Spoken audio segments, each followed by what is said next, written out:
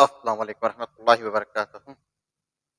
अल्लाह ताला का हम पे करोड़ों एहसान है, जिसने नबी करीम सल्लल्लाहु अलैहि वसल्लम के तूफ़ैल में हमें अशरफुल मखलूक़ात बनाया और सारी कौमों में 18,000 कौमों में हमको बहुत खूबसूरत और हमें सबके ऊपर हमारे लिए फ़ज़ीलत बख्शी है और सबसे बेहतरीन और सबके लिए हमें उम्दा करार दिया है। मगर हम ये बात को मद्देनज़र रखिए कि अल्लाह ताला ने जिस तरीके से हमें खूबसूरती बनाया है, उस खूबसूरती को हमें बरकरार रखना, हमें अफ़ज़लुल इबादत है, यानी कि इबादत से भी अफ़ज़ल है।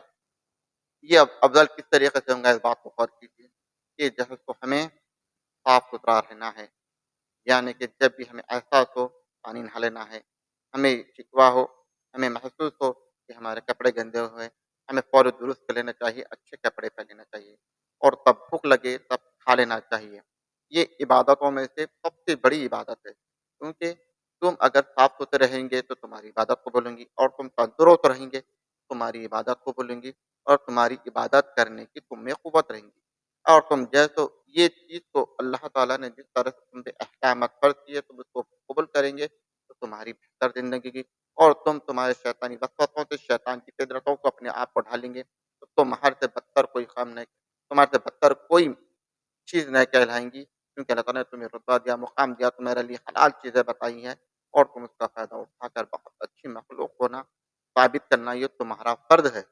और जब भी कोई चीज़ खाओ बिस्मिल्लाह रहमान रहीम बोल के खाओ, पानी नहाते वक़्त में बिस्मिल्लाह रहमान रहीम बोलकर नहाओ, इससे शैतान तुम्हारे क़रीब नहीं आएगा, जब तुम्हारे शैतान क़रीब नहीं आएगा, तुम्हारे हर चीज़ में नफ़ा होगा, जब नफ़ा होगा, तो तुम खुद ब खुद कामयाबी की तरफ जाओगे।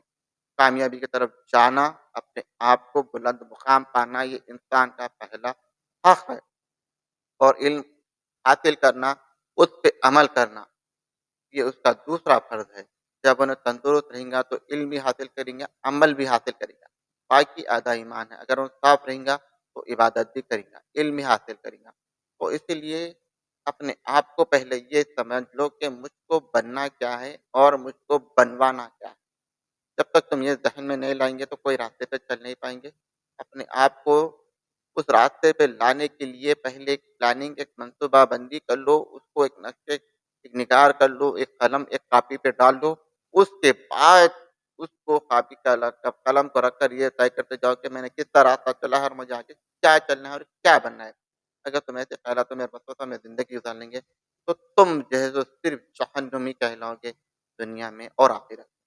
इसीलिए मैं आपसे दुआ करता हूँ, अल्लाह ताला मेरी बातों को सुनिए, खुद भी अमल कीजिए, दूसरों को पहुँचाइए, दूसरों को भी शेयर कीजिए। अस्सलाम वालेकुम व रहमतुल्लाहि व बरकातहू।